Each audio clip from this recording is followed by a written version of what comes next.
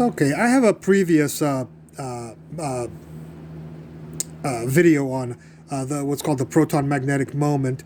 I did it. I calculated it by assuming a certain structure. And one thing I left out of that video is the traditional way of figuring out the proton magnetic moment. So let's go through that really quickly. So the traditional way is to say that the magnetic moment of the proton is equal to the charge on the proton, the angular momentum of the proton divided by 2, and divided by the mass of the proton. So the charge on the proton, of course, is E, the same as the charge on the electron, absolute value. The angular momentum is going to be h bar, Planck's constant, divided by 2 pi. And there will be the 2, and then the mass of the proton. So E is 1.6 times 10 to the minus 19 coulombs. 1.6 times 10 to the minus 19 coulombs, that's E. H bar is Planck's constant, 6.626 times 10 to the negative 34, divided by 2 pi, the reduced Planck's constant. There's the 2, and there's the mass of the proton, very roughly. Okay, and if you calculate all this out, you're going to get 5.05 times 10 to the minus 27 joules per Tesla for the magnetic moment of the proton. This assumes that the proton is some solid sphere, a solid sphere of positive charge, not some complex structure like, well,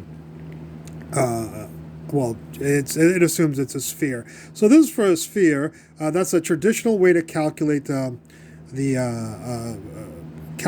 magnetic moment of the proton theoretically. If you do the experiment to figure out what the actual magnetic moment of the proton, it's 14.1 times 10 to the negative 27 joules per Tesla. That's almost 3 times the theoretical value. And if you watch my previous video of my analysis, I was assuming a structure of two positives orbiting two positive charged particles, about half the mass, each half the mass of a proton, orbiting some negative charged particle.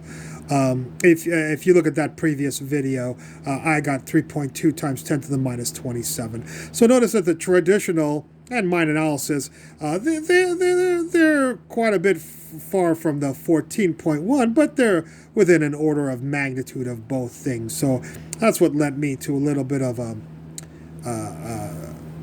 assumption with the that my structure might have some validity, at least, to be within an order of magnitude, and definitely within very close to the traditional way to calculate the magnetic moment.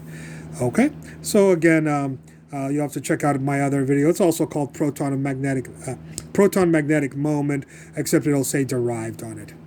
Okay, hope you enjoyed this lecture, and I look forward to any comments tomorrow. Thank you.